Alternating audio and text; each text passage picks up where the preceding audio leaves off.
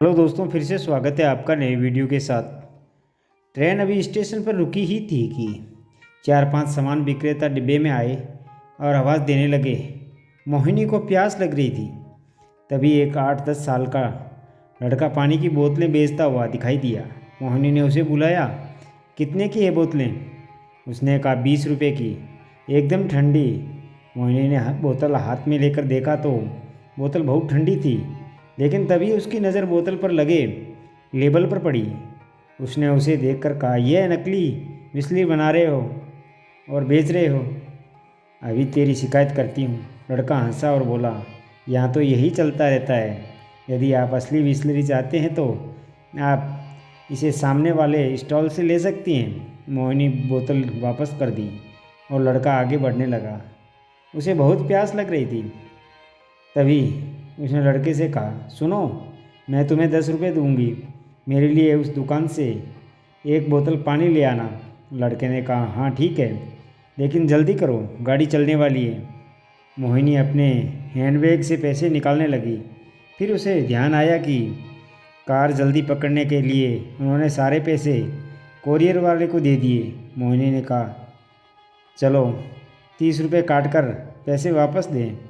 यह सुनकर लड़का हंसा और बोला, खुले कहाँ से आएंगे? सुबह से पहली ट्रेन आई है, अभी तो 100 के भी छुट्टे नहीं हैं। आप जल्दी दीजिए, मैं अभी दुकान वाले से लेकर आया। अब मोहिनी समझ गई कि वह 500 का नोट लेकर भाग जाएगा, लेकिन मुझे इतनी प्यास लगी थी कि मुझे कुछ समझ नहीं आ रहा था। उन्होंने उस लड़के को 500 रुपये का नोट पकड़ा दिया। आसपास बैठी सवारी सवारी उन्हें इस तरह देख रही थी कि जैसे उन्हें दुनियादारी के बारे में कुछ नहीं पता। खिड़की के शीशे से वो उसे भाग कर जाता हुआ देख रही थी। कुछ ही देर में गाड़ी सीटी देने लगी। अब मोहिनी की चिंता बढ़ने लगी। तभी पास बैठे एक सज्जन बोल पड़े, अरे मैडम, आपको क्या लगता है वह आपके पैसे लेकर वापस आएगा? उसका तो खर्चा पानी निकल गया आज का, अब क्या किया जा सकता है। तभी गाड़ी चल दी। मोहिनी जी ने इधर उधर से शीशे से झांक कर देखा। ऐसी कोच से आवाज़ भी बाहर नहीं जा सकती थी। कुछ ही देर में गाड़ी अपनी पूरी स्पीड पकड़ चुकी थी। वह खोने का दुख, ऊपर से प्यास भी लग रही थी। फिर उसे अपनी मूर्खता पर गुस्सा आता और वह वहीं बोतल उठा लेती, लेकिन अभी भी 500 नहीं खुले थे। क्या पता बहाना बना रहा हो। आज के बाद मैं घर से पानी लेकर आऊँगी। मोहिनी मन ही मन बड़बड़ा रही थी। इसी बीच उसे बहुत प्यास लग रही थी। आधे घंटे बाद लड़का हाँफता हुआ उनकी व्रत पर आया। उसके एक हाथ में बाल्टी में बोतलें थी और दूसरे हाथ में 480 रुपये। मोहिनी ने उसे डांटा, रह गया था, मैं काफ़ी समय से प्यासी बैठी हूँ। लड़के ने चुपचाप बोतल दे दी। घूंट पानी पीने के बाद उसने उस लड़के को देखा जिसके हाथ में पैसे थे। मोहिनी ने पैसे गिने तो 480 रुपये थे। उसने कहा, ये 10 रुपये लीजिए। लड़के ने कहा, रहने दो, मैं उस स्टॉल वाले से कमीशन लूँगा। मोहिनी की अपनी गलती का एहसास हुआ। वह उसे अपनी प्यास के लिए डांट रही थी और वह पूरे पैसे वापस करने आया था।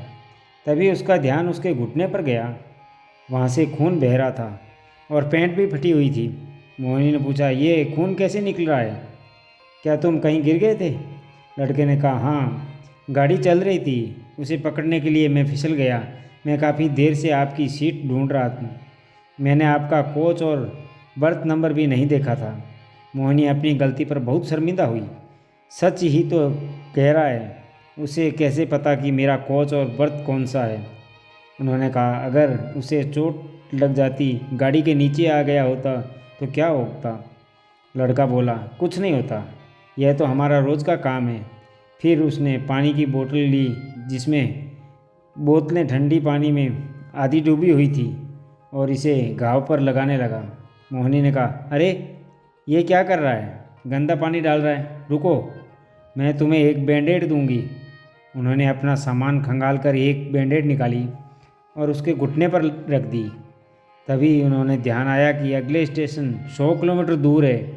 फिर उसने लड़के से पूछा, अब तुम कैसे उतरोगे?